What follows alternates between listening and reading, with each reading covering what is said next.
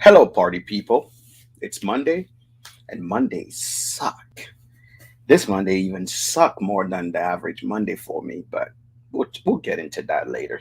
This is Monday Sucks. You know he's a duo. It doesn't happen without the man, the myth, the legend, the AKA Scoffwer, the Jason Mraz of whiskey, if I may say, the hipster that is now recognized amongst hipsters, the man, the myth, the legend himself, Timmy. What's up, Timmy? Hey man, I'm just keeping it 100, baby. Dude, I'm just keeping it. I'm just what's happening? What's happening with your voice? Do you lose your voice? Yep, a little bit, Yeah, lost his voice. little bit. If you're here, you're on Monday Sucks. And today, we're going to Kentucky. We are going to hang out with another legend in the whiskey industry. But this doesn't happen, actually. You know you can follow us anywhere, and it's Monday. If I'm not having toasted butter with toast on it, I'm probably having almonds because apparently I can eat before the show, and I want to look ridiculous as much as I can. So here you go. But for you guys that are here that don't know what's happening, um, Castle and Key, if you ever heard of it, Wilson Torres, the man, the myth, the legend. He's probably the most supportive guy on the internet in the whiskey industry. You hear his name everywhere. He's actually more popular because of his beautiful bride, but we don't talk about her. We talk more about him and what he does. He been around a few brands, have worked with a few brands, but now he have a new home at one of my favorite places, my favorite whiskey distillery, which is Castle and Key. Wouldn't you agree? Uh, Duh. Duh. My man say Duh. duh. So this will happen here with our man, the man himself, Mr. Wilson Torres. If you don't know Mr. Wilson, here he goes. Hey, Man Yo. himself. What's up, Hey Wilson? Jack, your audio is getting a little distorted. I don't know. Maybe Just a maybe little was bit. maybe Yeah, it's I would say my let me go here. It looks like my no. oh, How does that happen? That's a new one. that's what I've never happens. lost Jack on the What show. happens when you bring my wife into this. you can He hear me back. usually loses me. Just I just make sure that I'm actually doing this right. My mic kind of died on me. So to make I want to make sure that I filed in uh I filed in a claim for them to replace my mic. When I was going to Ireland, it kind of fell off, and Mm. then it won't work. So y'all have to do with half off things. If you're here, or if you're on Facebook, or if you're on Twitter, make sure you share this in your whiskey group. Bring people in so they can hear more Ooh, about what yeah. we do here. We are here every Monday, 8:30 Eastern Time, 7:30 Central Standard Time. Wilson, Yes, sir. welcome to Monday Sucks. How was your Monday? Appreciate sucking with y'all, man. Appreciate sucking with y'all. So I'm what glad I happened? So, can I'm We had a glad I can suck last with you Monday. both. mhm. Usually Tuesdays for me are sucky. I mean, second Monday. Tuesdays are your sucky day? Is that what you What do said? you call it? Tuesdays are your sucky day? Yeah, Tuesdays to me is like a second Monday, and Yeah. it's weird. Mondays fly by for me, so I'm not trying to Okay. Okay. try to All just right. Let's see. take away Let's from see the if we show. can jump on IG as well, where everybody knows us. On the YouTube, a lot of people don't know us as well, but on the IG, everybody knows us. So Yeah. I'm gonna start this show right now on IG. Mm. We are starting right now.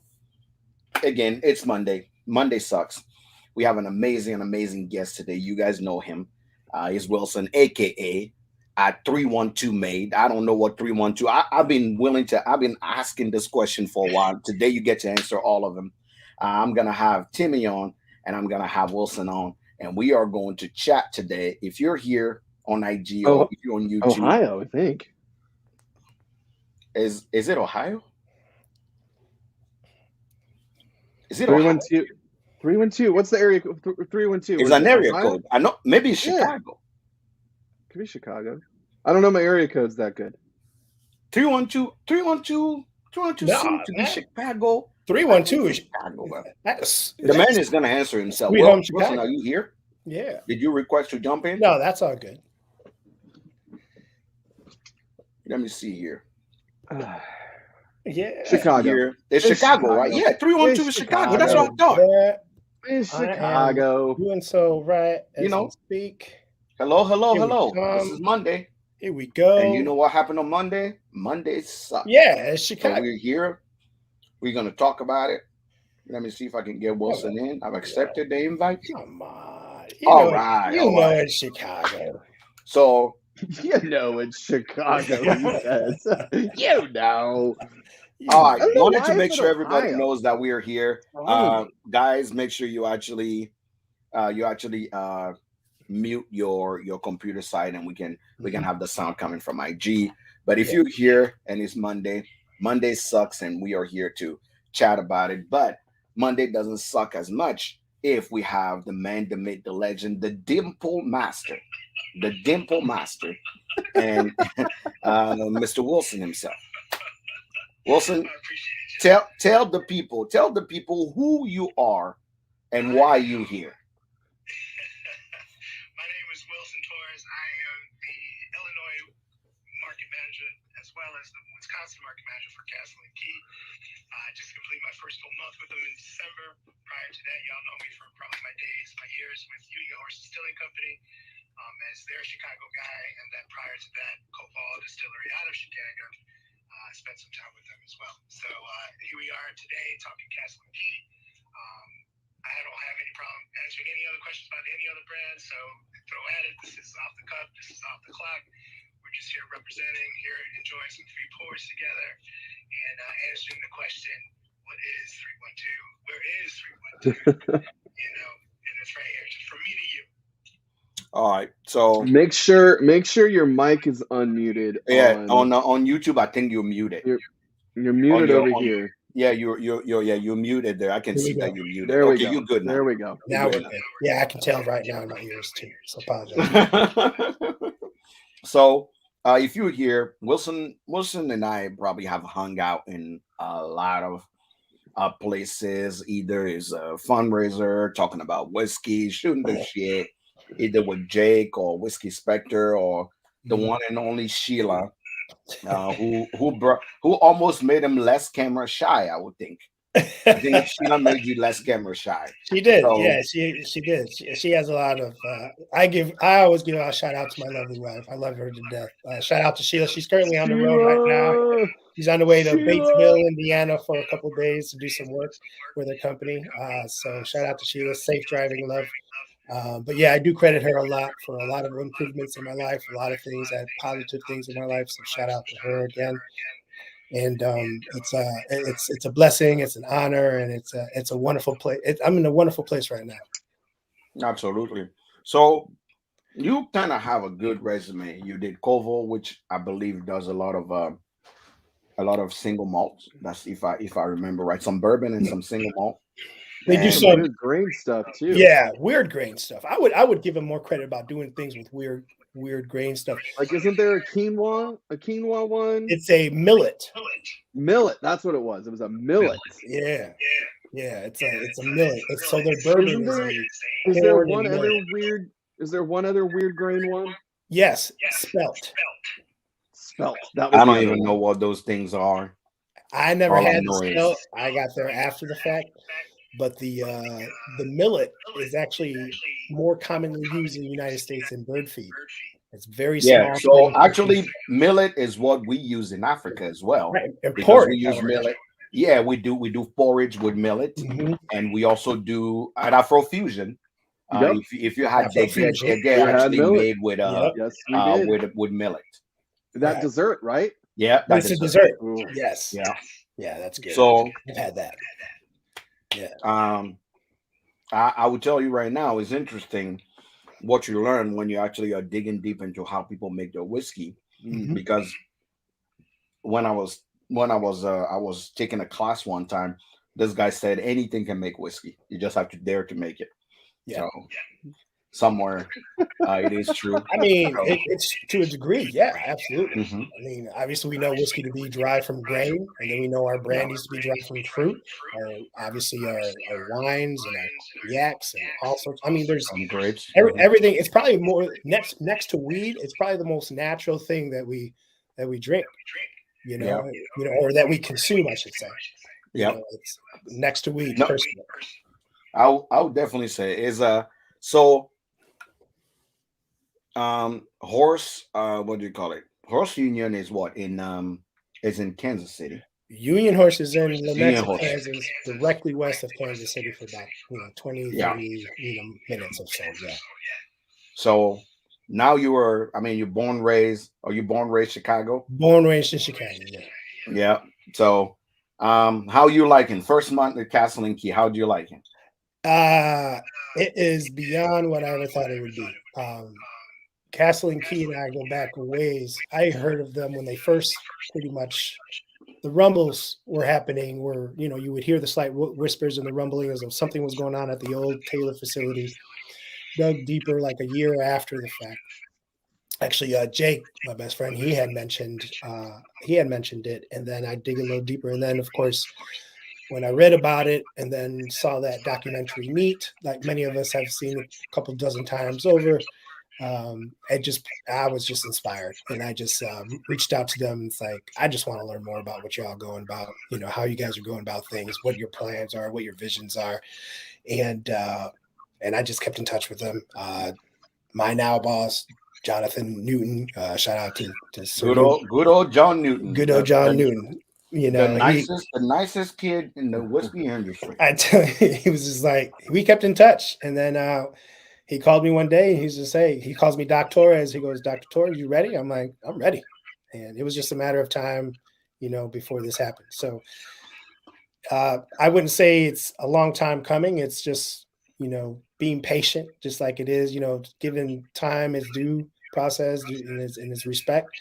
Good things happen. And fortunately it came 2 months ago, so here I am today. That's pretty cool. And it shows a lot about relationship in the whiskey industry.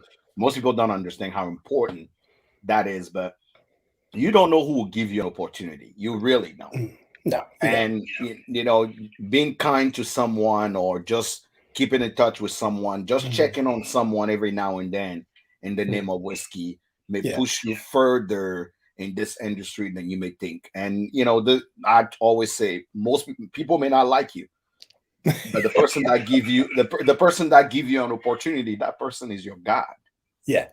So when someone gives you an opportunity, you just have to jump on it. And it's all about opportunity. It's not about just giving you money or giving you anything. It's really just about giving you money, giving you opportunity to be able to do better. So you've been there 2 months now.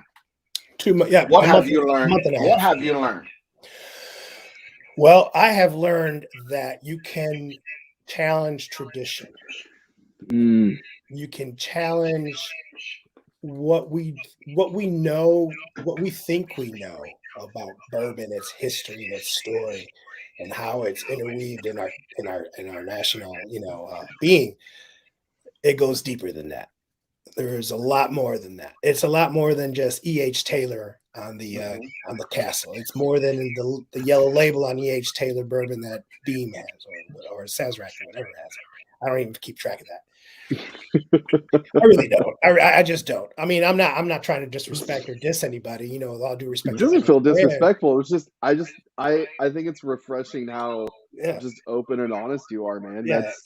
It just goes so much deeper than that. And that's what I appreciated about the story behind Castle and Key. And it's not a revival of E.H. Taylor's, distillery. It is what I like to call a remodernization of it. This is a man with a vision in 1887 to do what $1 billion a year or plans are being developed currently right now to go into these already well-established brands in Kentucky to become destinations. E.H. Taylor had that vision already. E.H. Taylor put it in play. We just We just restored it. So we are a restoration story, not a revitalization story. And all we did was modernize a couple little pieces here. We still use things that were installed in 1930. And we just came along with Vendome, partnered up, engineered. Just tell us what we can use, what we can't use. And it's amazing. And again, that's why I love the place, because it's not shiny. It's not brand new. Mm-hmm. We got great new grass, great trees, a couple fountains, a nice pathway, walkway, that's, Are you guys doing tours right now? We're doing tours right now. We're doing tours right now, I believe Thursday through Saturday, and the small little bar is open. I mean, our shop is open. You can get great gear. I'll tell you, man, it's 113 acres of wonderland, because it's beautiful. It's gorgeous.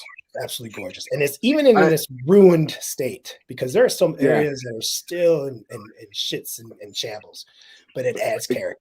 And it like the back of the property where that building is like barely, it's barely standing. I like how you brought up Taylor in the history. It's important not just to where you guys are, but also to the history of this industry, right? I mean, absolutely. Taylor was such a visionary and a pioneer. And I would go as far as to say, I don't think bourbon would still be a thing if the bottle and bond act wasn't established. Correct. I would agree with you in that regard, because of the state. It was the first food regulation ever established in the United States. In the United States, yeah. Yeah. So, and that I agree with you. So bottle and bond in that regard is respected. And a lot of distilleries are bringing to market a bottle and bond, but ask them why. And they all give you separate reasons. Is it because, and I personally, what I hear half the time is, there's not many others on the shelf, so I might as well put one on there, and it might as well be ours. Mm-hmm. Yeah. So there's no true speaking to that movement, that first regulation, food regulation, health regulation, that really just spanned across all, all, we call it the food and intake that we put into our bodies. And then you go on our property, which is really fucked up and funny, is that we talk about food regulations and everything and how important it is to keep that thing healthy, but we've got like half dilapidated buildings along our tour path. Yeah. Our building B, our warehouse B, which is the longest, brick house, in the country, made out of brick and still wooden, ricks, and it's long as shit. And it's only one way in, one way out. And working in this facility for a day, and all you see is this distiller's mold everywhere, about an inch thick. It's just like, okay, where are the regulations for this shit? Because this is crazy. But you know what? It's harmless. It's actually, it really does. It places you into that very state and that very place, and how it was done before.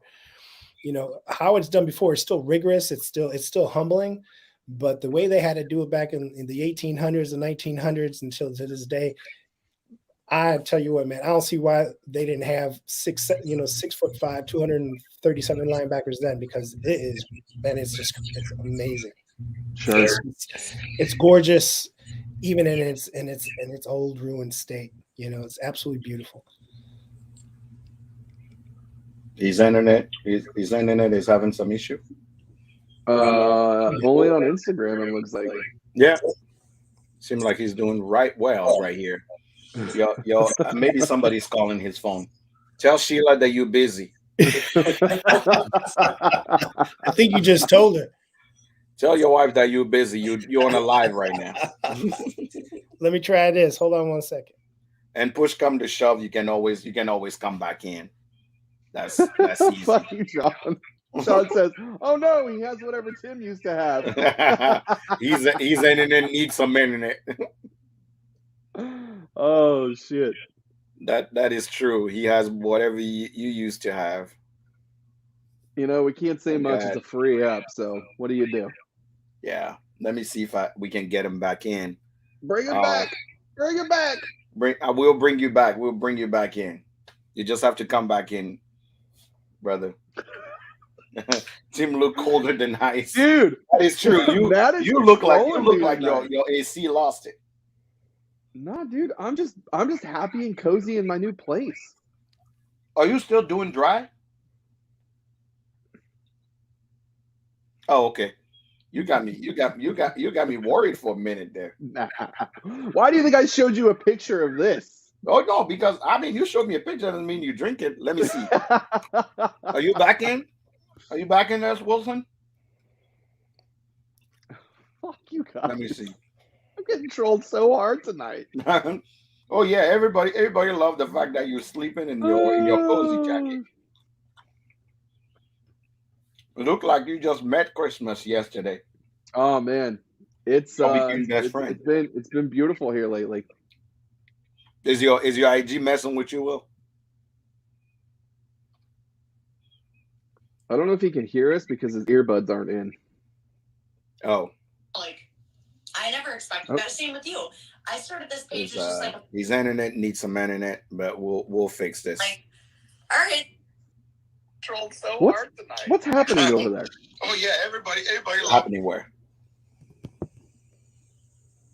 His internet needs some internet, but we'll fix this.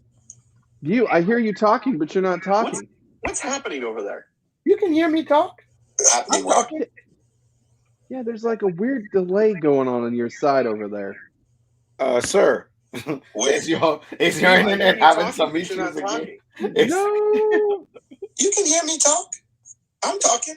Yeah, there's like a weird delay going on your side over there. Some internet Something's delayed on something's delayed on your side, Is Jack. your internet having some issues again? I'm evidently always on time, like Jesus Christ. The sound from StreamYard Is your internet is having coming some back internet through. issues? Something's delayed on your side, What? Jack. Cause I'm never delayed. Always on Colorado time. Spirit Collective. Are you just now The sound now following me? Maybe it's me. You're fired. He's just now following me. He's fired. Let me see. Someone just texted you. Dude, I can hear sound everything that's from going on over there. StreamYard is coming back through. What's up, Tony? What's happening? Are you in? Are you out? What is your internet messing with you? You guys are all fired. What? Did you? Let me see. All right. Dude, I can hear everything that's going on. What is your internet messing with you? Let me see. Yeah, we got him back. He's back. Yeah, we got him back. Yeah. He's back. It's back. Sorry about that. The internet, everything just not our friend today. I don't know what happened. It was weird. All of a sudden, it's fed on. Then Sheila's texting me. She's like, "You fell out." I'm like, "I'm aware of that. I'm trying to figure this out." Captain Obvious. So we got. I was using the iPad. So. He's fired.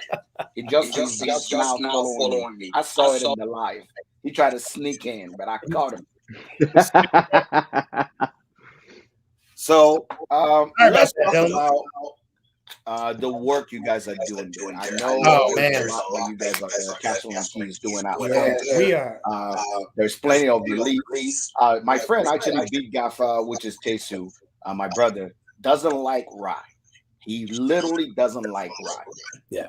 But I served him the Castle and Key Restoration Rye, and he had it all the way down. And then I say, "I thought you say you don't like rye." He's like, "Yeah, I don't like rye." And I say, "That's a rye." my friend, you just drank a rye. Yeah. You just drank a rye. Yeah. He can attest to it. The first rye he ever went, I like this. This is really good. This is good bourbon. I said, "Calm down, sir." Yeah. This is a rye. So let's talk about the work you guys are doing here, the expressions you guys are putting out. Let's tell the world what does. Yeah, I sure don't, but that one is special. Okay, you see, that's him. That's what do you call it?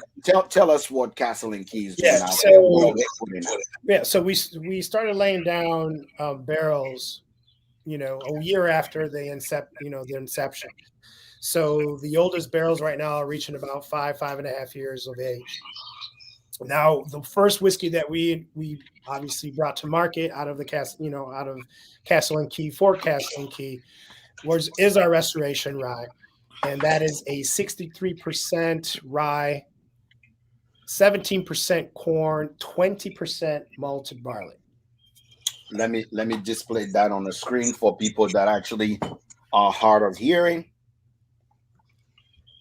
Let me put that. What did you say it was? So it's 63% rye, 17% corn, 63% rye. 17 corn, 20 malted barley. A good old Kentucky rye, as I A like good to old call Kentucky rye. Yeah. But what's 6% rye? mhm, 17%, 17 corn. that's correct. And then the 20% of malted barley. That's not normal to go that high in malted barley. I know. No, it's not. And I'm just gonna say. that's what I find so unique about this. Now we have to remember that the reason why malted barley, we in research that we've done and old things that we came across, from bottles that they found on the premises behind, and they did some reverse engineering. Colonel Taylor loved a high malted, barley content. Huh. No wonder it's so special in its way. Yeah. So, and that's his thing. It's Let me pour a little bit of it. Good Lord. Jack, what one do you guys both have? I have batch 1, 2, and 3.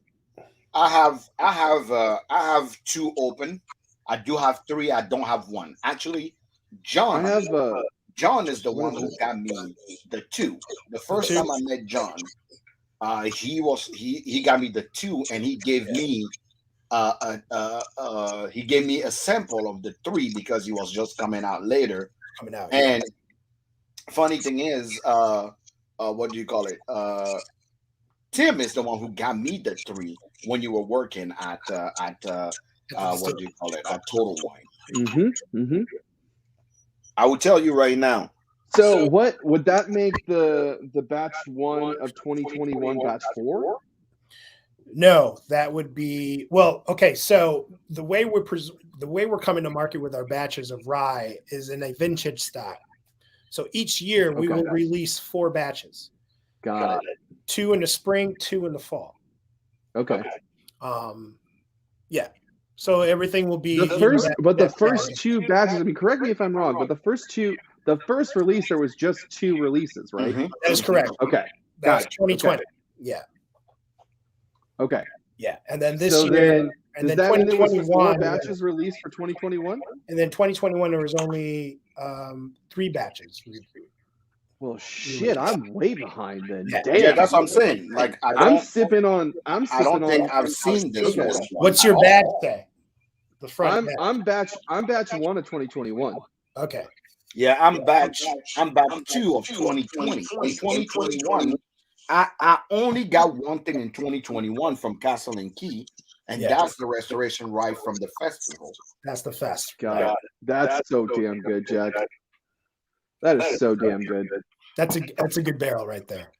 So that's another thing too. It's like, So did it get older after the first batch of 2021? Because this is a 3.5 year. Yeah. So now we have to remember, keeping that in mind, keeping that 3.5 year mark in our mind. Remember that we are batching these batches.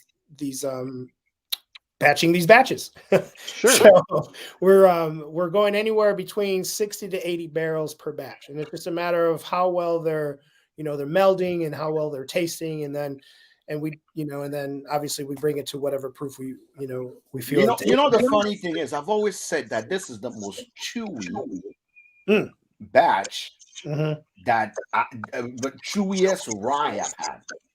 Yeah. But in my mind, it's all that malt. Dawned on me that the way I describe high malt whiskeys is because they're bready and chewy. So funny thing is, now that you're saying 20% malt, I'm like, Makes sense. Like, duh. Yeah, and that's what's so unique about and then so And then why the 20% malt? Well, we did our research. We did some scientific reverse engineering. We dug from the Ruta Tuta Tuta to find out that Colonel Taylor loved the high malt content in his bourbon. So we just obviously did it to the bourbon, which is releasing this year. And then we obviously are doing it now in our ryes. Now, malted barley was used far greater, much more in years and centuries past. Mm-hmm.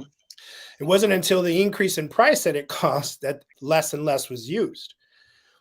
So that's why you see maybe the most I've seen before that was maybe 10% malted barley. Yeah, in a rye particularly. In a rye particularly, correct. No less than, no more than maybe 15, and 15 right.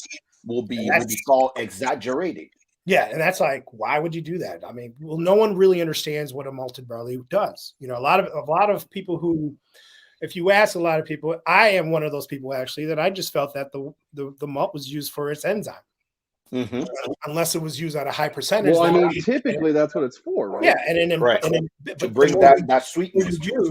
The more you use, the more flavor it imparts, and it's more of a buttery, creamy nuttiness that it imparts into your whiskey, regardless if it's a bourbon and or a rye, or just a straight American blend. So that's what I've learned. One of the very many things I've learned since joining Castle and Key. And it's not just the malted barley content, but it's how it's actually added to the mash tun. Correct. Oh wow. Okay. So like if you take a 4 grain, usually people are just taking 4 grains, milling, mashing, cooking, distilling, fermenting, distilling, boom, into the barrel.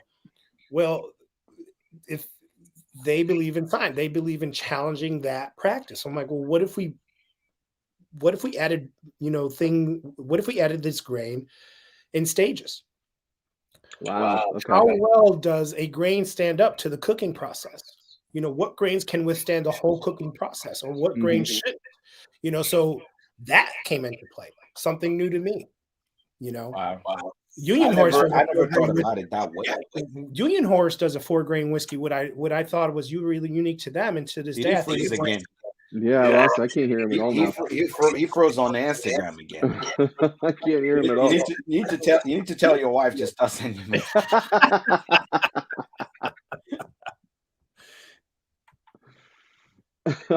He's going in and out, out. While he's going in and out, the only other rye that I can think of that's kind of weird like this is, as far as like mash bill goes, is New Riff, and they do a 95.5.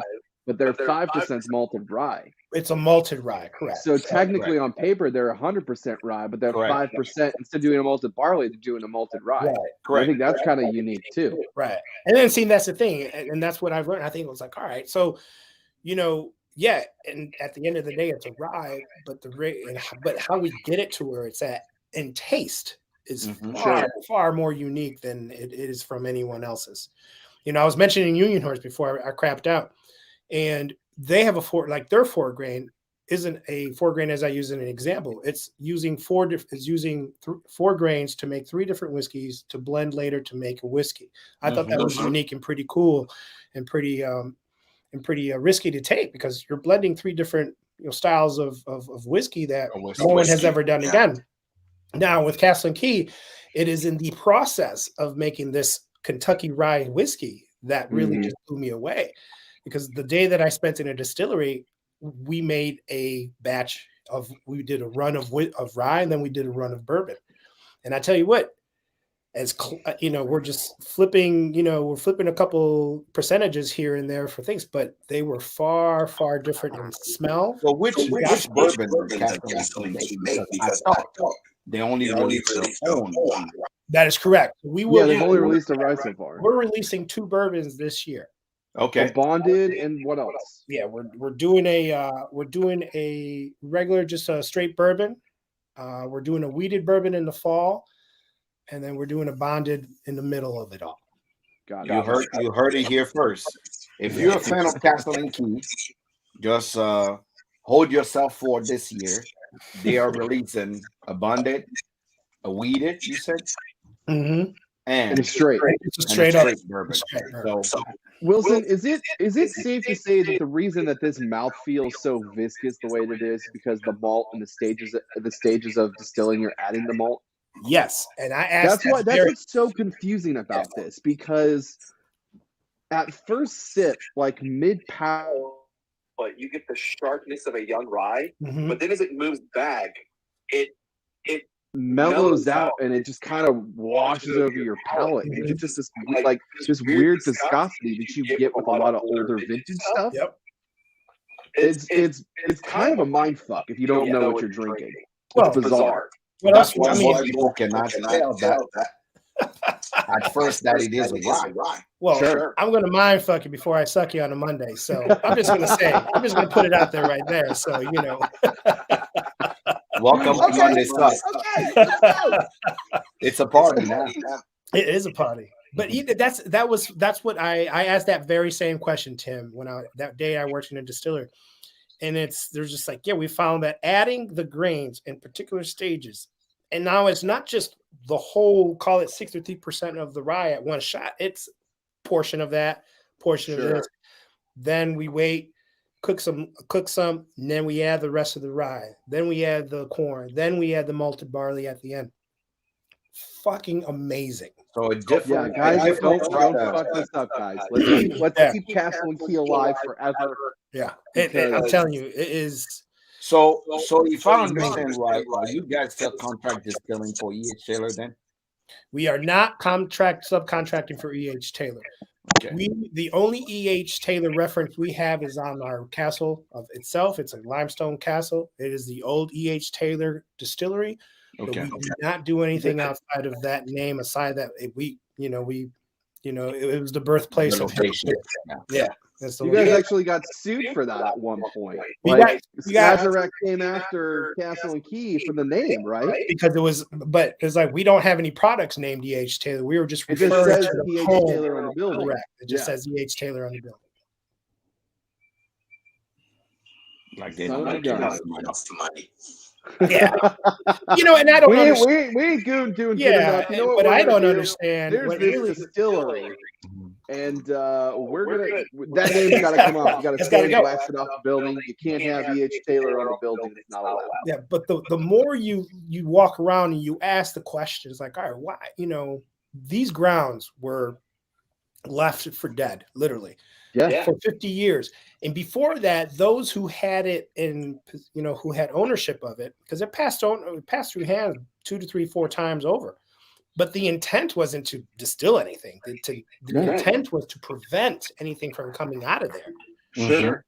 So it's just like, it was almost like trying to play Monopoly with distillery, locations. It's like, one of the things that I think is super cool, this is going back to history with the whole location too, is that the whole facility was basically stripped of all the copper. Yeah. And because of the way that garden grew up, so in the garden there's like this courtyard, Jack, and there's like this little like garden house or like gardeners like basically where they probably kept their tools, and it still has a copper roof. Which was probably because they didn't know it was there, but it's crazy to think that there was that much copper there. Yeah. So that's not normal either, right? I mean, there's so many anomalies with this place. Like when I got to do touring that place, guys, I recommend this for everybody. Like if you're gonna come to Kentucky, go to Castle and Key, like just for the tour. It's the most history-rich tour there is. Right? I mean, there's so many anomalies there, right? I mean, it's unlike a lot of things. There is, and to one of the things you mentioned in regards to the copper and everything else that was there, one of the owners of this land, call it for sake of conversation, was call it a decorative company that they were just looking for antique style shit to resell on the market for new homes being built at the multi-million-dollar level. So what they did is they literally knocked down. There was 2 other aging warehouses on the site, and they knocked those 2 down. for everything that was inside of it. Then they stripped of all the copper and everything. So our other aging facility, Warehouse E, is made of cement. It was literally built to withstand a fucking blast. That was stripped of all the steel that was in it.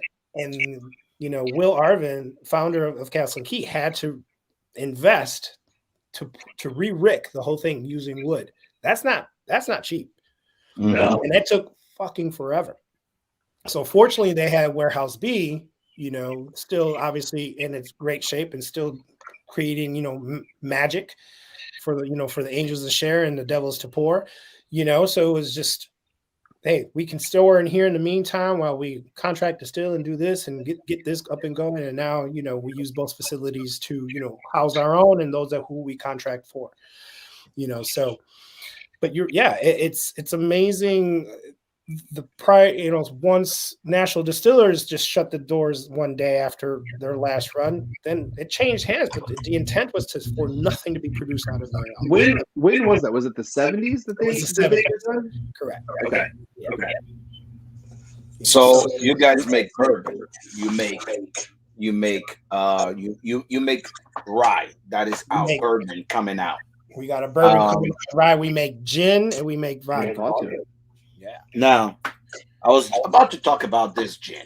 Oh, yeah. The Roots of Ruin. What in the heck is in this gin? I'm going to tell you the secret to that gin, and it's rye new make. Oh, so it's rye new make with botanicals. Exactly. Correct.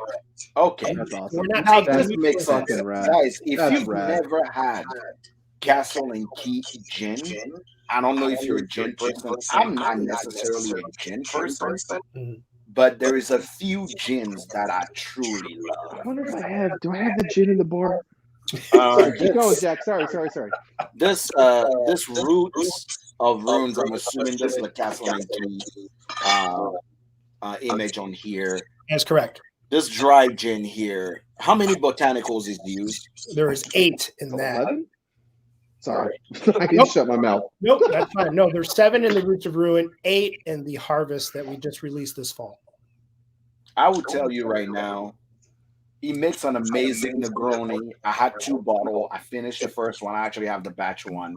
I haven't bought anything since then, but oh my God, that gin is everything. I've had a lot of gin that I've hated with a passion. But that gin stand on his own for.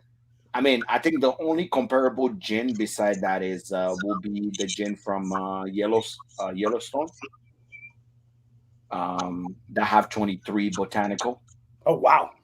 I've not had that. Damn! Is it something in case? What is minor in case? No clue. Yeah, the gin is made by Beam. Okay. At the Yellowstone facility, he grows. He only imports the juniper. Every other botanical he grows on that all there, and I think that's probably the only gin that I've seen that can maybe be at that level that I love, because I had that gin like straight, and the next gin that I've liked is actually Castle and Key, and I will tell you right now that.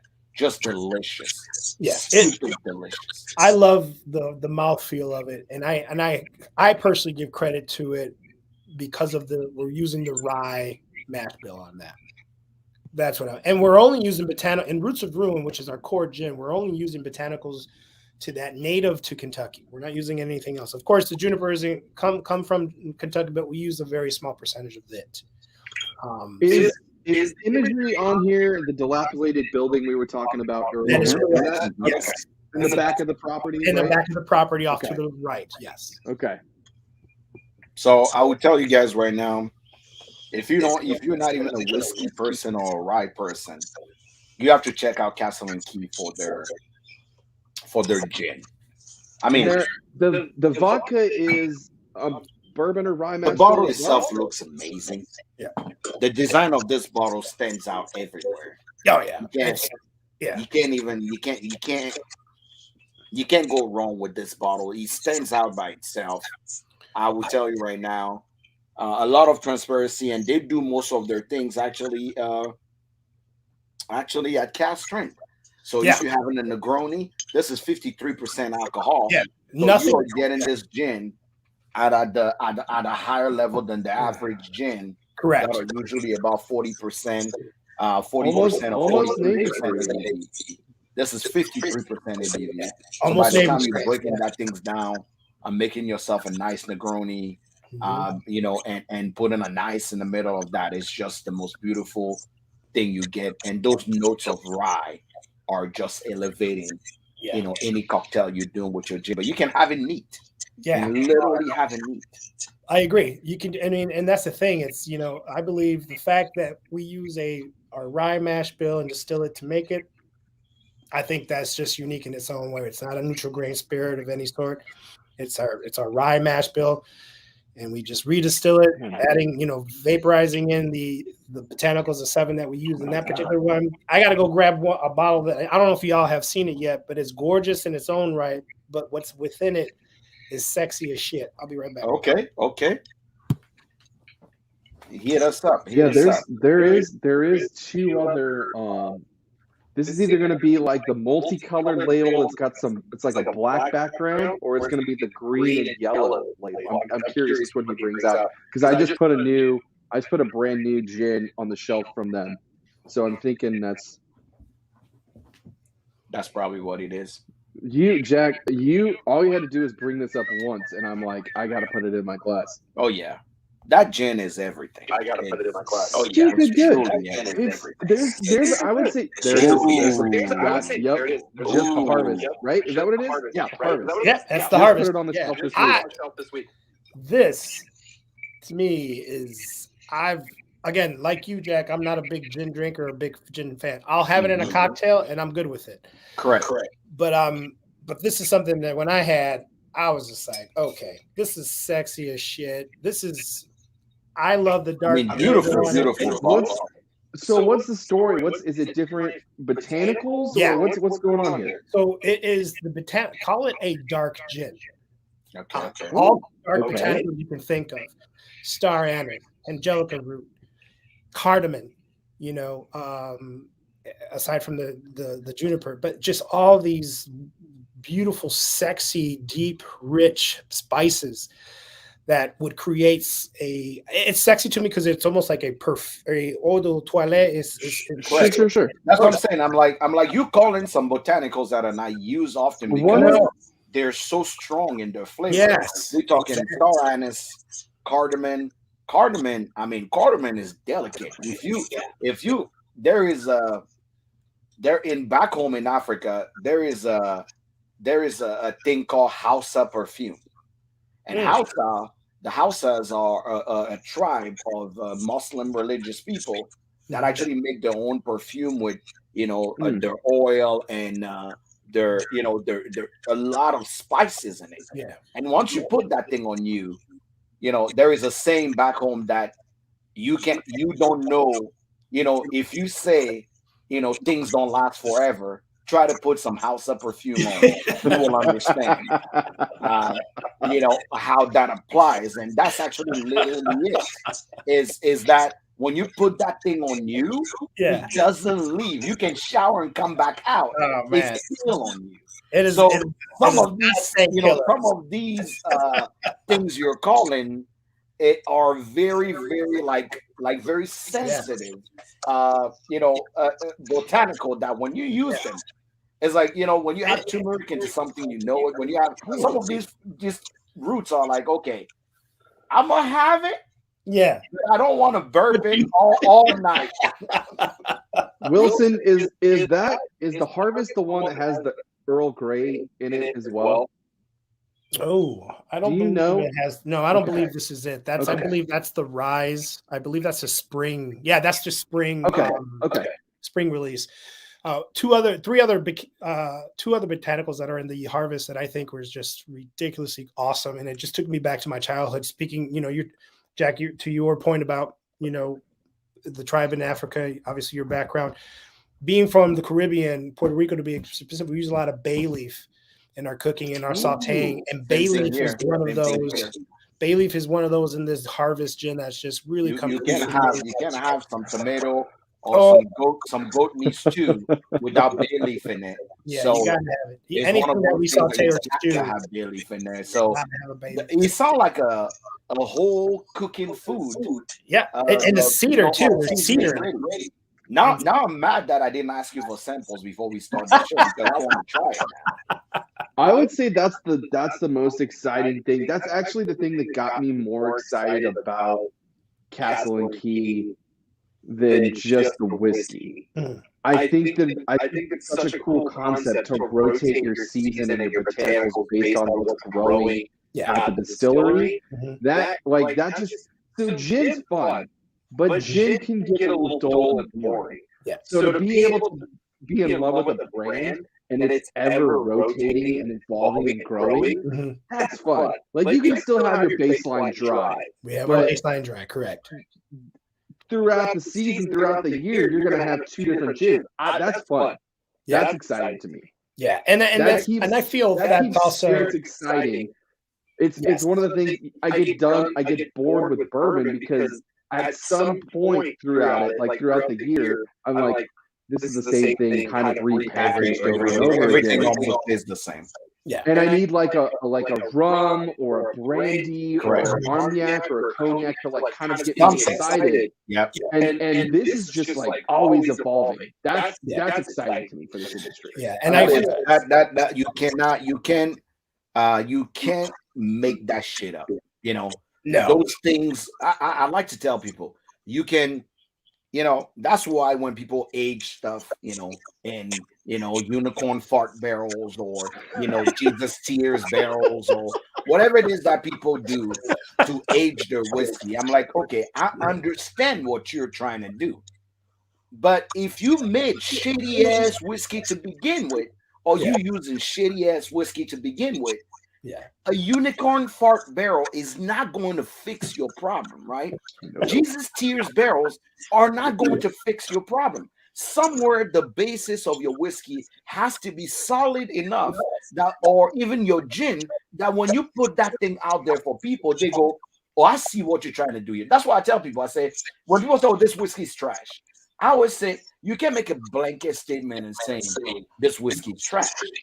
You need to tell me specifically where the fuck up, right? Sure. Where the fuck up. If you call yourself an expert and you have the audacity to say this is not good whiskey, tell me exactly where the fuck up was. And the choice of the barrel, was it too much rye, too much corn, too much whiskey?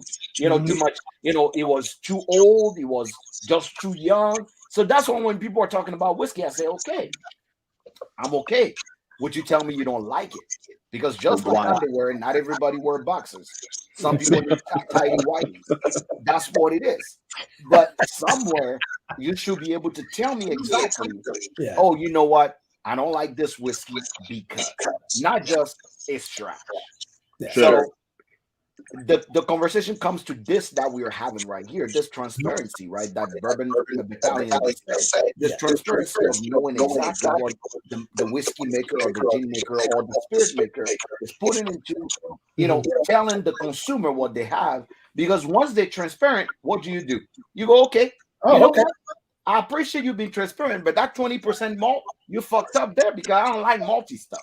So the person will go, oh, okay, that's why I don't like Castle and Key, because there's too much malt. Well, then they can go down the street to Woodford. Correct. That's what I tell people, right? No, that's what I'm saying. But then somebody can turn around and say, hey, I actually served this rye to someone, and he goes, oh, this is lightweight. But this person drink 100% rye. They drink 95.5 rye. So they used to that punch, that spiciness, that, you know, overwhelming, you know, almost what you can anticipate on a rye. Right. You have Castle and Key rye. It's more like you were expecting your mom to slap the shit out of you, and she just holds you by your shoulder and bring you in like, what the fuck you did this, right? So it's not the same reaction. It is more of a delayed with grace reaction. The spiciness is a little bit on the front, and that's it. The rest is just chewing this thing and just enjoying it. So, and I appreciate that, Jack, because one of the things, I'm very unorthodox in what I do on behalf of Castle and Key, and even through brands prior to this current one. I never discuss tasting notes. Never. Because of that very experience you just shared with us. I mean, people are like, well, what am I going to taste? I'm like, I hope you taste good whiskey. I fucking don't know. You got to tell me. And if there's something, I'm not looking for specific notes. I'm not looking for specific, percentages. Oh, you must use a certain amount of this or that. No, just tell me, do you like this or do you not? And if you like it, great. I want to hear why either way. So in tastings that I can take part in, I pour, I share, I drink with you, and you tell me. And I don't take offense to it because personally, it's not because I didn't make it. It's because it's such a subjective thing that we do. Correct. I'll tell you, there's a reason why I love blinds. Yeah. There's a reason why I love blind, because you want to fuck with anybody that called themselves an expert. Just put them in a blind. It's true. It's true. Put them in a blind. I was humbled more time than I can count on blinds, right? It's like, I'm like, okay, now I've been put down like a baby and spanked. I'm just going to take my banky and go to my room now. Either because you liked it or...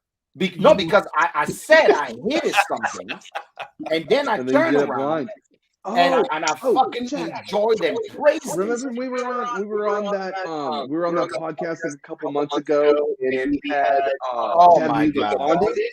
And you had no idea. I didn't even know what we were doing. So Jack has a hate relationship with Chattanooga. And we went on this podcast together. My skin is crawling with him just calling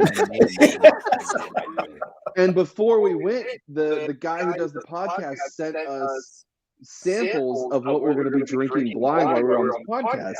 And we're talking, we pour some whiskey, we start talking, we're drinking, and we're like, damn, this is very interesting. Jack starts vibing with it, and we're like, okay, what the fuck is this? And he's like, Chattanooga bonded, and Jack's face was just like, I hate blinds. He was convinced that I was fucking with him. Yes. Through the show. I literally thought they were fucking with me the whole time. Because you have to understand also that the expression of Chattanooga that I've had were just terrible. They're just very terrible whiskey. But obviously bonded whiskey have more maturity to it, has a little more, and obviously I'm sure he had the bottle for a while. So he had time to breathe and whatnot. Sure. So when I was very impartial. I'm like, oh, this is good whiskey. I actually like it. And he's like, well, what do you think the proof is? And I'm like, oh, it's probably about, 43, 49. He's like, oh, he's bonded. I'm like, oh, okay. And he's like, do you know what it is? I'm like, and in my head, I'm thinking of Woodford. I'm thinking, maybe something from Heaven Hill. And he's like, oh, that's Chattanooga bonded. I'm like, who? What? Oh, that's Chattanooga bonded. I said, those people still owe me $79.99. I don't, I don't want to hear. But I was humbled because now, if somebody walks to me and go, "Oh, do you like Chattanooga whiskey?" I'd be like, "No, everything else is trash, but the bonded does." But the bonded did. The bonded you like. Correct. Well, now, I love that you brought up when you're talking about doing tastings. Yeah. And tasting notes. And one of the things that I've noticed, especially being here in Kentucky, and maybe you'll see this too, is there's a lot of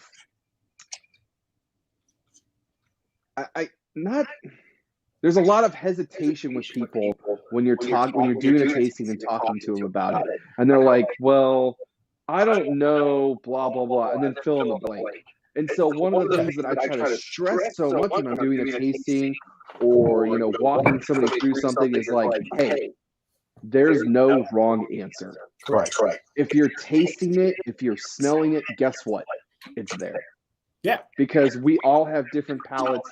We've all had different experiences, and we're all going to pick up things that not the other person picked up on because we've all had different experiences and we come from different walks of life. Yeah. To further back this, I was doing a Scotch tasting years ago. And this is probably when I first moved here. It's probably about 5 years ago when I first moved here. And I went to this tasting, and it was this woman who was leading it. I can't remember who it was or what it was about, but the thing that stuck out. So we're going back and forth talking about tasting notes, and she goes,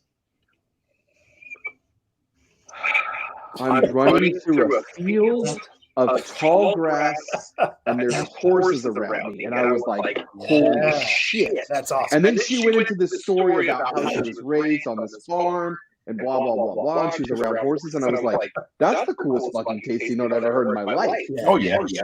But that's the thing that I want, like, to get across to more people. And it makes me so excited that you do that. Jack, this is one of the things that I love about you, too, is you always push that narrative. God, there's no wrong answer. No, there isn't. If you're getting it, if you're hearing it, if you're feeling it, that's what's there. Yeah, That's what's there. I agree, and it's one of the things that then you're going to offend somebody some way somehow. Sure. And that's fine. And then you have proof hounds, and then you have that going, and then you've got MGP disciples, and I mean, there's so many. You can take the very whiskey community where we're a part of and we engage with every day, and you can really subculture them all, because it gets to a point where they need to just step back and really drink whiskey again, how they did it when they first tried it. Sure. I think they've taken themselves a little too seriously, or they've taken this a little too seriously to a point where they've taken joy out of it for themselves, not for me. I'm still going to love what I do every day from morning to evening, and coming home to Sheila and sharing with her my day, or what we have our cocktails in the evening. I'm still going to enjoy that regardless. But I feel sorry for them. I feel sad for them, because they're not allowing themselves to really enjoy it for what it is. And that's how they feel about it, not what someone else, praises them about or lectures them about it. So in tastings, my tastings are short and sweet because of that exact reason. Why do I keep it short and sweet? Because Whiskey Over Words said, it's like music. This is what I say to aspiring quote-unquote snobs. Treat it like music. It's always unique amongst each other, amongst each other of us. That's precisely why we do it the way we do it, and we love what we love. Amen. Paraphrase a little bit there at the end. Yeah, absolutely, dude. That's just how it is. It's cool. It's cool to interact and engage with more people going forward, and finding. Jack, I think you probably find this true for you too. But that there's more people preaching this narrative. That there's somewhere along the line through someone's journey that it became this, this is the way it has to be, and blah, blah, blah, blah, blah. And it's like, it's not. It's cool. I think in anything that actually is valuable, becomes valuable, there is always going to be the purist, and always going to be the avant-garde people, and there's some people in the middle, right? So, perfect example. If I walk right now, I consider myself a Scotch snob. I consider myself one, and I know this because truly, I don't drink any Scotch. And also, when I stand somewhere and I'm gonna drink a Scotch, and I'm around people that love Scotch, I'm taking a long time digging deeper. I only use specific water. I only use, a certain time of the day to actually drink it. I only use, a specific type of glass. And people be like, oh, but I don't do it in front of people. I do it because if I'm gonna genuinely talk to another Scotch expert about about Scotch, I want them to actually not go on the surface level.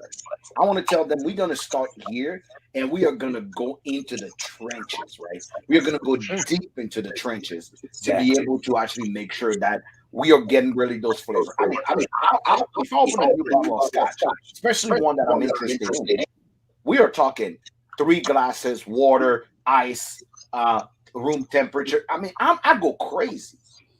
But that's because I consider myself a Scotch snob. Yeah, but I would say, hold on, I gotta say this really quick. I still want you to say what you have to say, but it's okay to be a snob about something. But you, Jack, you have enough sense And Wilson, I will say this about you too. You guys have enough sense to read the room and see where it's at. Oh no, I don't. I don't do this in front of people. The reason why is because it's my own research, right? This is my own research. Okay. But when anybody sit in my bar and see me do that, they usually go, "What the fuck is going on?" Right? Like, whoa, this is a lot, right? The reason why is simply because I want to learn. I'm learning, right? This is study time. Most people will ask me like, "Oh, you have plenty of bottles, you're not drinking all of them." I'm like, sadly, drinking sometimes for me is school, is education. So I have to sit there and learn, go deep into the nose, come back, take a couple hours, re-nose it, put it on water, try the water it down to a certain temperature, have it neat, right? No, so for me it's different because it's learning. Because the reason why, if I'm gonna walk into a room and consider myself an expert to tell other people, I'm expecting those people to actually come up, even though subjective, to actually say, I think I'm getting this. I can go, you're not wrong. I think I'm getting this. I'm like, oh, you're not wrong. Because when I had it in the morning or that night, or when I knows it 24 hours later, that note you're telling me, I got it. I also got this and that and that. So it's just a sensory game for me. But the reason why I only say snob is because I go deeper than what the average person should go. Okay. So when someone walk in and tell me I'm an expert and I'm going to tell you this thing, I don't expect one or two words from you. I'm expecting you to give me what you call it? Give me big old long ass list, 30 years. No, Sure. Because you are the goddamn expert. So everybody should be able to find themselves somewhere in your notes. Yep. So that's the reason why. So even if it's Castle and Key right now, if right now you send me, Wilson, you send me that gin and say, hey Jack, I really want to know what your review is. Yeah. I'm having that gin neat. I'm having it with a Negroni. I'm having it with water it down to about 43. I'm having it in all these places to actually go, okay. All right. You know what? I like it. I think the best optimal place, what I was loving it, was neat. Or the best optimal place was in a cocktail or watered down. Because now you want my expert opinion. You don't care what, the consumer wants. Right. Well, see, that's the thing. If I may piggyback off that in regards to back to the tastings, I keep them short and brief, not because I want to get the hell out of there. It's been a long day already. It's more about, it's to your point, Jack, I want to dig deeper into you as the whiskey drinker. Sure. What are you about? Yeah. Absolutely. What are you about? Where are you? What are you curious about? Because it's impossible to really cover everything about Castle and Key in a 2-hour tasting, because half of the time you're answering questions and you're just pouring and you're saying thank you and you're exchanging cards. But if you do it in a smaller, intimate event, then you have that ability to really tie in things as you're trying them. But I still keep it short because I'd rather you drink than listen to something that you can just go on the internet and read yourself. Sure. Well, I saw a reel today of this guy that said, but at the same time, when you're 10 minutes into a tasting and the brand ambassador is still talking about the water, it's like, when is this thing going to end? Yeah, and usually, when are we going to drink? And that's the thing. It's like, immediately, let's get into a cocktail. Let's get into a pour.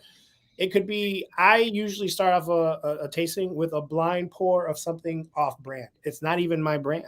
I just want to get I want to get your palate track, get you ready. Absolutely, man. And then get into our shit and get into the story of it and then answer your questions, because you're there for yourself. You're not there for me.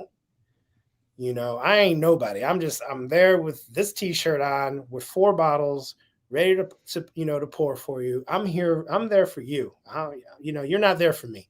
So let's feed that. Let's feed that knowledge or feed that thirst that you have, not just for the pour, but for what Castle and Key, what the hell is it all about? Correct. Yeah. So let's I will tell you guys right now, if you're watching here, this is 312 made, aka Mr. Wilson Torres. I will tell you guys right now, if you have not tried, in every of these positions that he held, either at a Union Horse or now at Castle and Key, I will tell you right now, he does a fantastic job on understanding. I think my favorite brand ambassadors are the brand ambassadors that are actually whiskey nerds, like we are. They're actually more involved in the whiskey community as a brand. That's why Jake is one of my favorite. You are one of my favorite. So it's like you are involved in the whiskey community. You know the pulse of what the whiskey community is. So obviously you know who to talk to. Like I was surprised. I forgot that we even talked about Union Heart. Send me a message going, dude, what are we talking? And I'm like, shit, we're supposed to talk. Because you don't talk to me as a show guy or putting a show. It's just like, hey, we talk, we chat all the time. This is not about just a show. So somewhere you have to understand, and I have to tell y'all, grab yourself a Castle and Key bottle. They're limited in their distribution, obviously. They're not in Nebraska, where I am, but they are in most places, Kentucky, Chicago, what do you call it? I think they're in Tennessee as well. Like usually we just launched a lot of this past month. If you don't like it, send a message to Wilson. Send him a message. What did you do? If you don't like it, send a message to Wilson. Send it to me, and I'll bottle to Jack. I'll forward it. I'll forward it this. Yeah, send your bottle to Jack. Jack can rehash that for you. But I appreciate all the good words, Jack. I really do, and Tim as well for your support for these last couple of years that I've been on this and part of this community. But and shout out to my main man Jake. I learned more history through Jake because that's how we started. We started together working at Koval, and the history is what he was at, and I was in more on the front line, like the business side of it. Like, how's this really work, and how can we disrupt business with this? Because that's what I look. That's how I look at whiskey. I'm like, brand ambassadors. You've got 3 types of brand ambassadors. You got the pretty people that are out there just buying your drink. I'm so pretty. And look at me take a picture with my bottle. And you know what? I'm going to show you a little bit of boobs. Yeah. I'm going to show you my muscles. Or I'm going to show you this, There are those. Hey, all due respect to them. If I had that too, fabulous. Especially, I've always wanted to wear a bra. I don't know. Oh my God. Who's to say?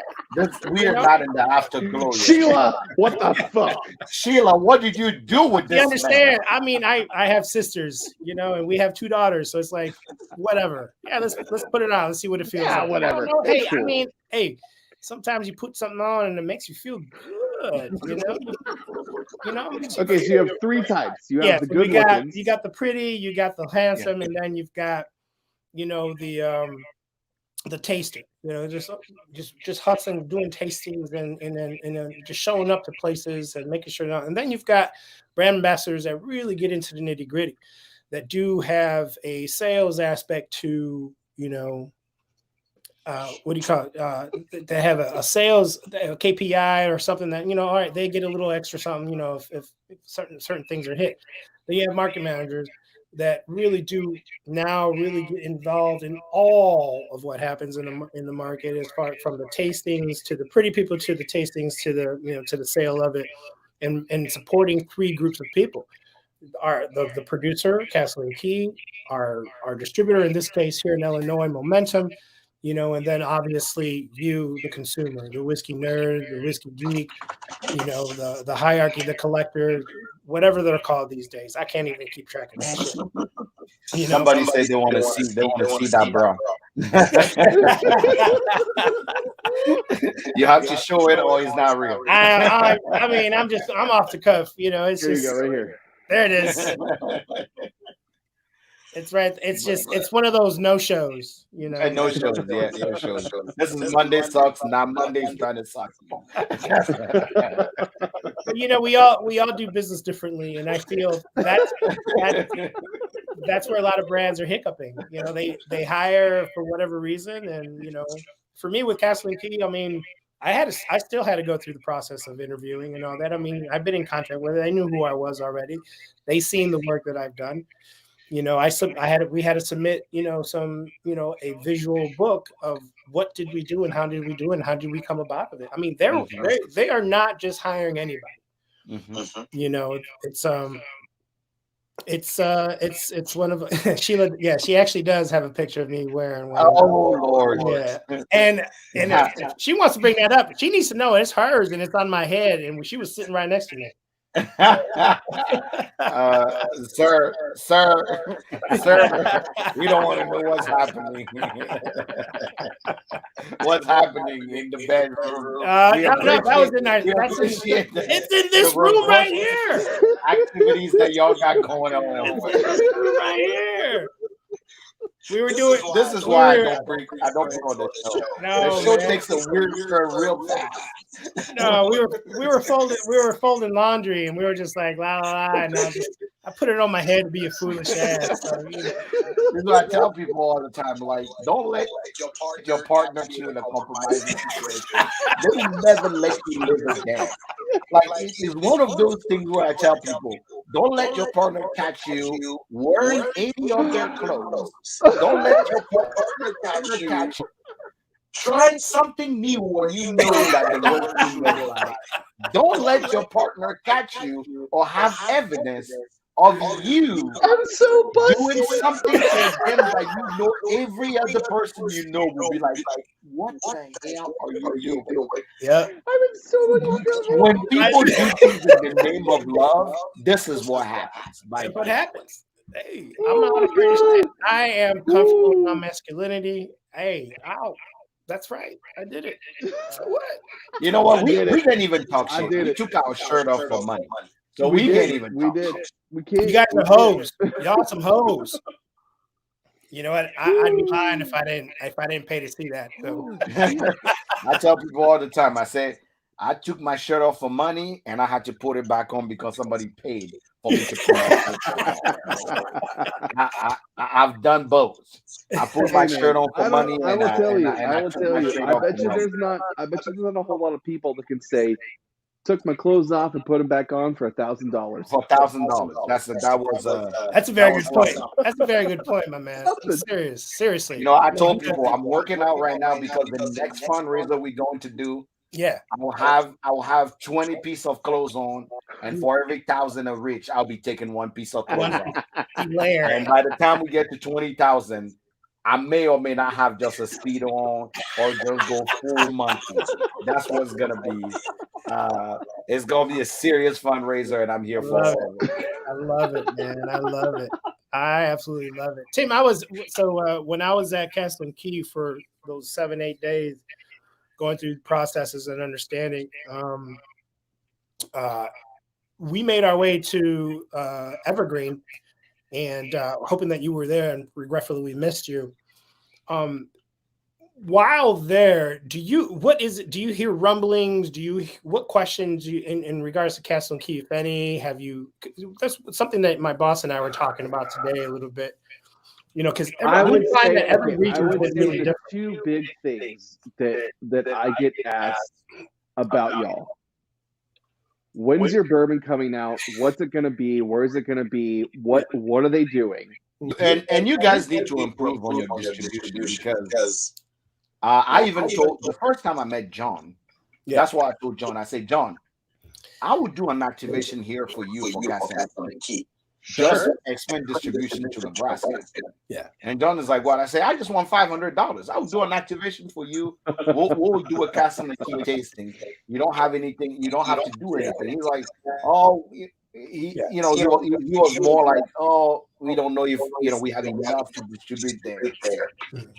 Well, and quite honest, he's not wrong, Jack. He wasn't lying to you or pulling your leg. It was more about, we're still young.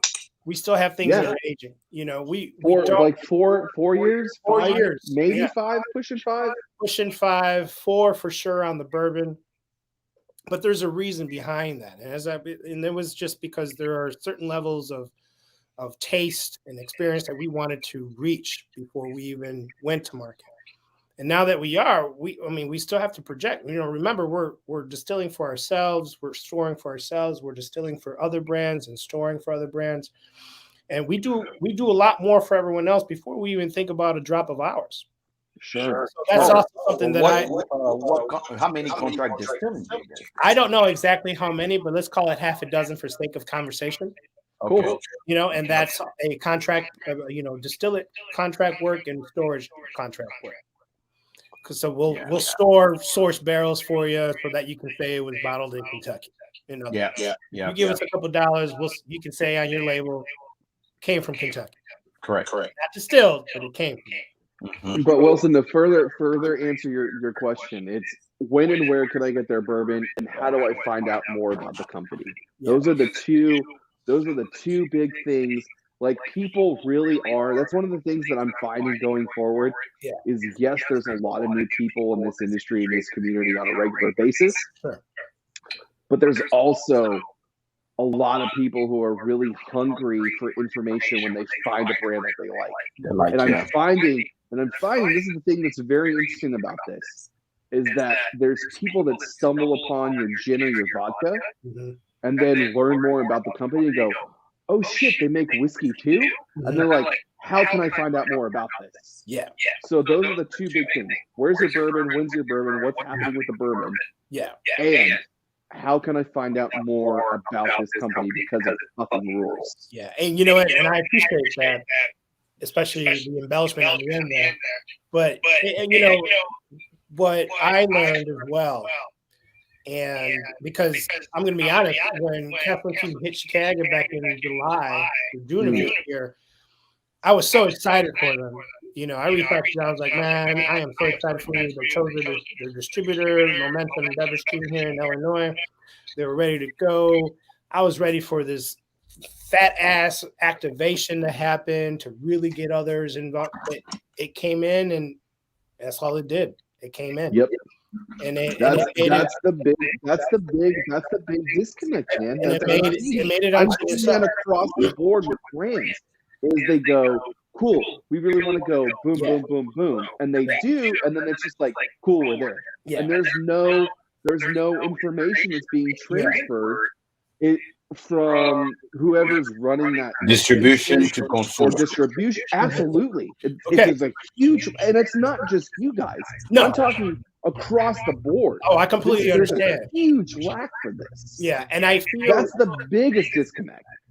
That's where the lack of education as to how distribution works per state for the supplier, us in this case, Kathleen Key, the distributor, are a representation as far as distribution per state, and then ultimately you, the third tier, the consumer, the retailer, the bar and restaurant industry. What I learned immediately when I got onto the 113 acres, that there's only one man mowing that lawn. When I got on to those 113 acres, there's only one person maintaining the property. Yeah. When it comes to infrastructure. When I got onto that 113 acres, I was employee number 50. Yeah. Oh, sure. Or maybe 100. One of the two. I can't remember. But still, these are growing pains. We have grown significantly since day one, a lot faster than we projected. Sure. Which is why you have a problem with my fucking distribution. You know what I'm saying? That's the reason, because we have grown so fast and so large that we need to now be careful with our next set of projections. I mean, we've already bought things for 2023 and get big and have nationwide distribution. Yeah. Worldwide distribution. That's what I want for any brand. Okay? Yeah, but here's we'll go right back to this. Yeah. Here's the disconnect. Okay, we want to grow in market X. Okay, who's on the ground in market X that knows about our brand and or loves this industry? Okay, let's do some research. Let's connect with that person. Cool. That here we have person A, B, and C. Now, person A, B, and C is gonna learn about our product and help push it forward. And that's the ideal situation, right? But because whiskey's growing and evolving so much, that's not happening. But going forward, that's how brands are gonna grow and flourish. Is you've gotta have somebody who just not who wants to work for you, but actually gives a shit about this industry and or what you're doing. Because you can teach this to anybody, but you cannot teach passion. No, you can't. And I love the fact that you ended it that way, because one of the things we also learned, and I also learned that, getting on, stepping on, and I'm going to say it again, 113 acres, because this place is vast, and for the team that goes in there every morning and the evening, sometimes on the weekend, man, it is untelling, and that's not part of the story that we share out here. It's never comes up, because all it cares about is like, well, where's the bourbon? Where can I pick up the where the hell is the whiskey? Where's the whiskey? Exactly. So there's not a chance for that. But I like to say that I'm proud of the fact that I was chosen. Sure. And that being said, and I feel it's because one of the things is to another point that you made, Tim, is that we like to approach. There's 5,000 bars and restaurants in Chicago alone, in the city limits. 5,000 bars and restaurants. This is pre-COVID, so there could be maybe 3,000, maybe 2,000. Who's to say? I don't know how many liquor stores there are. But one thing I do know is we don't want to be in all of them, and we shouldn't be in all of them. You don't need to be either. We don't need to be. So what we need to understand is, how do we align and how do we fit well within those that we can be in, and present it that way, and then go into communities. I come from a tech background, so it was all about community and ecosystem. So I learned those. I've applied those basic principles to this whiskey business, and I feel that's what's really been successful for me. It's because I've included you along the way. I've included friends along the way to learn more, not just because you're going to buy it from me, but it's just to learn more about this specific area of Chicago or Illinois, Wisconsin, Florida, wherever it may be, is to understand the individual, to understand their buying habits, and needs and whatnot. Correct. So that, again, we just made a couple new hires. Those will be announced officially publicly within the next couple weeks, that I feel will work, will fuel the fire of what's being asked of you now. But I feel that it will also bring you a hard line date as to when we can expect the bourbon in the spring. We can expect the fall, the wheated bourbon. I can tell you that much.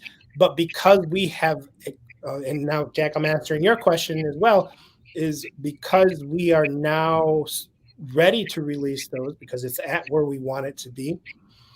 But because we've grown so fast and exponentially, we don't have enough to go around. Correct.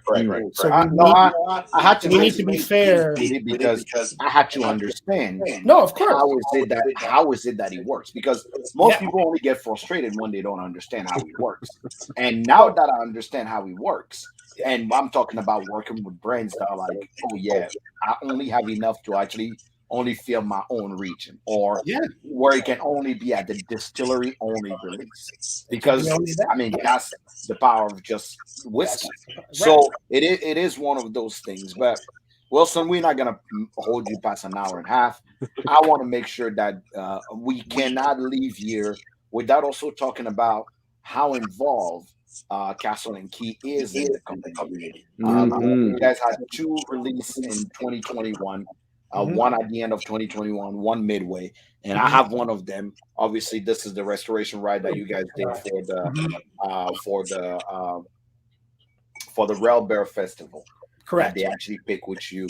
You guys did one for the African American History bottle as well. That is stellar. Yeah. That is a powerful, powerful program that we're a part of. And I personally I was really ecstatic about that. It's a powerful program and a powerful story to be a part of. So if you can get your hand, I know it's $150, but man, it is worth it. And it's so worth it. And you're helping to come to surface. And it's not being pressed down and replanted or retilled. We're bringing it to surface to let it grow.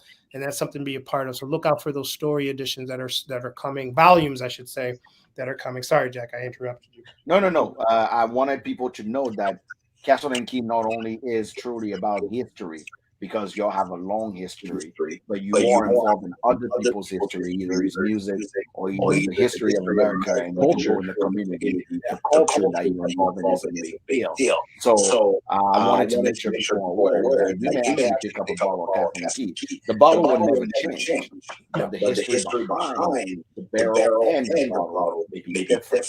So you may pick up one of the like this one particularly, because most of I think mine is 3 years old is normally the regular rye. This one here, This one's three. This one's 3.5. 4 years old, and I think right there, 4.5 years old, 5 years old is the one that you guys get for the story. For the African American story. And I always say brands talk a lot about how they want to be involved in the community, but they never do something to actually show how they are truly involved in the community. Totally. Somewhere that's why some brand and I are not on talking terms, because they actually say we are about diversity and we are about bringing something new. But I'm like, you talk a lot about this shit, but you are not. You are truly are not showing, what you're about. So Castle and Key have proven clearly that they're about it. So if you find a bottle of Castle and Key that is a special edition, you want to grab those. Yeah, grab those because there's something. Yeah, I agree. Those are one of a kind, in literally in taste and in actually the history that they actually tell it. Sure, because you not only are you getting a badass bottle of whiskey, you get to support a distillery and a cause and history behind it. And history behind it. You get to clear the board, man. Yes, thank you. Appreciate that. Yeah. Sheila thanks you as well, Tim. I don't know if you can see it, but Sheila's also saying through you. But and also to add to that, Jack, I feel that the reason why I feel we are a little bit ahead of other distilleries in that regard is because we ask. And a lot of, you may have a multicultural team, you may have a diversity team, but what are they doing? Are they just telling you how to come to us Hispanics, how to come to us African Americans or blacks or whatever you consider yourself in this country or whatever you're labeled as? No, you need to go into that very community. You need to ask, what is it that we can do from our perspective, from our industry that would help generate education, financial boost, because every dollar from that is going to this very community, to this very cause, to educate more, so it's a matter of aligning ourselves along, with the proper story. It's not just any story, it's the right story. Sure. And that's what we're all about. We're all about stories, but then what happens? What's next? You can't just put this story in anyone's hands. You can't just put the script in someone's hand, because that's not what we're about either. My boss told me, when I first started, and a little bit, just to give you an insight as to how they truly take this serious. When I first started Castle and Key, I came in at probably the worst fucking time I could take a new job with a distillery, in the middle of OND, which is October, November, December, the highest volume sales that we're going to make during the year. So for me to leave one distillery to get into a new distillery at this time was probably dumb as fuck. But I saw it as a possibility. It's like, well, shit, maybe this is a test. Maybe this is someone's like, well, you're big and bad over here, big and bad over here, bigger and badder over there. Let's see what you can do. Let's see what you can do now. That's how I looked at it. My inner Jordan popped out, and I'm like, okay, game 6, let's go. Let's go. Let's go.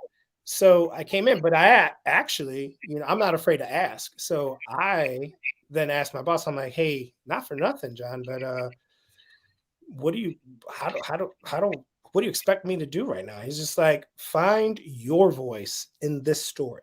Find how you resonate with us and our history. Then you go out and you tell that story. Then you go out and say it. Use yourself. 3 points. Beautiful. Done. Beautiful. Truly beautiful. You couldn't have said it any better. Ladies and gentlemen, we are at the end of our show.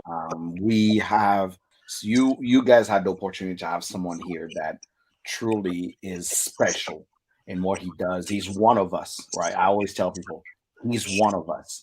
And when one of us is like if tomorrow Tim was a brand ambassador for a company or I was a brand ambassador for a company, you know damn well I will be no bullshit. I'll be no I don't have time to fruit things for y'all. It's gonna be 100% what you know of the industry and how clear it can be. And a lot of time people will walk to me and say, "Oh, you want to try this with us?" And I mean, I literally have a shelf of you told me to try your whiskey, and I don't know if I should tell you what I think about it, right? Sure. So it's one of those things where it's one of those things where I say we are in this thing because we want people to feel at ease as we are. We want people to feel what we feel and to know that we are real in what we do, but it's not because we're working for now the other side or behind I like to call it the magician curtain that it means that we no longer who we are. So I appreciate you coming here. I appreciate this conversation we just had. Appreciate you just taking your Monday, even though because Sheila is not home now, you can do whatever you want. You want to talk to us. I want to make sure you guys know if you don't know him, he's three. His handle is literally simple because he like baseball like that. He is 312 made. So if you don't know him, 312 made. That's Wilson. He doesn't care. He really doesn't care.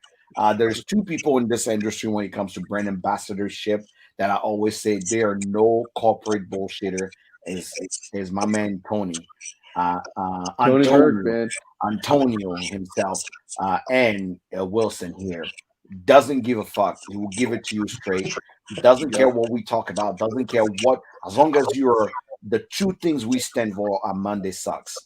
People lovers and whiskey lovers. If you love people in the community and you love whiskey, you are part of our family. Thank you, man. I appreciate Appreciate it. you being here, Sheila.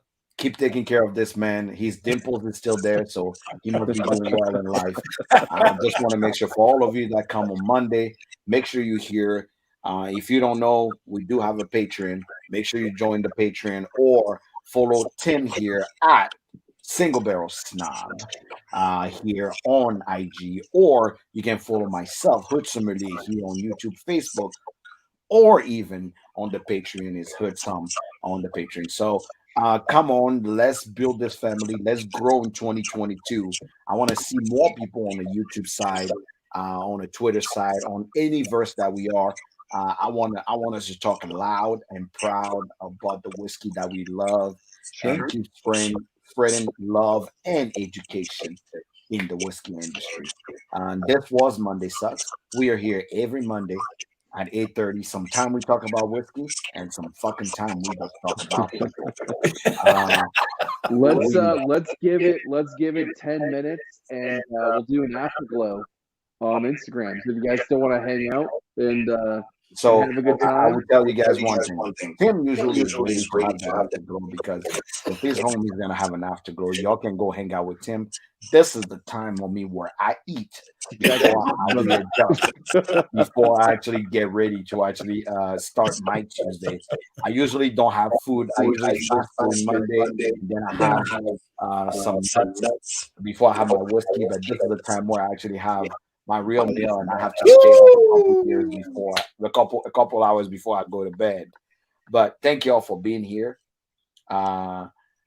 We can talk about shoes. Yeah. One day I'll bring something. Go. So Let's go. one of these next We Monday can talk about shoes. after the show is over. One of those things I want to do since we're still in dry January. I talked to our man 911 Bourbon, and I want to bring him on for us to talk about drinking and mental health. I want to use people in our industry to tell us what they know, to tell us what they're expert in. And my goal for 2022, by the end of this year, I'm going to have Monday Sucks Got Talent. That's what I'm going to do. We are going to have a Monday Sucks Got Talent We are gonna bring a guest on, and we are going to be rating the guests based on their talent. So we got, because in this community we got magicians, we got art people, we got, but you bring your talent. We got singers, we got all these things that are there. So I'm gonna do Monday Sucks Got Talent. We are bringing all the people in the community. It's gonna be the greatest show out there that you've ever seen, because we are weird. We are the weird kids of the whiskey industry. We're not loved by everybody, but we loved by the people that love us really deeply, Absolutely. and that's all that matters. It's easy. It's easy. Yeah. It is easy. I always tell, we are not everybody cup of tea, but Nope. we are not going to actually dilute ourselves to make somebody feel happy. This is what we do, and It's up there. we say we are here to love people and whiskey, and truly, fuck your feelings. That's really what we say. Fuck your feelings. This is Monday. Yeah. So Yeah. Monday Sucks Got Talent is a project for 2022. We probably will do it at the end of the year. If you're a pole dancer, as long as at the end of your show you have a sip of whiskey, we'll let you do whatever. You're a burlesque dancer. We have strippers around here. We'll take any talent you have. You're a ventriloquist. We'll take anything. But I want people in the community to know that talents that you mentioned. we are all united around whiskey, but we are different people from all walks of life, truly, in this industry. Thank you all so much for being here. Thank you so much. Thank you so much, Wilson, for taking the time out of your day to actually be here and chat with us. For all of you here, thank you always for supporting the channel, for supporting the YouTube. If you're on Instagram and you don't follow the YouTube, please go and look up Hood Sommelier and throw a photo there. I'm 14,000 on Instagram, but I only have maybe 2,000 people on YouTube. Let's get those likes going. Go subscribe to the YouTube channel so we can get more shit going on around there. Instagram is quite limited. We can't do a lot on Instagram, so we need the YouTube platform so we can actually give more to the people. Shit going. So for all of you guys here, it was Monday, and Wilson made it suck less. Thank you all. Yeah, Thank he did. you so much for being here, and we'll see you next Monday. 10:30 Afterglow on Instagram. All right, Afterglow on Instagram. He's gonna he may be showing you things that you don't know. I'm going to make some food and actually eat. Appreciate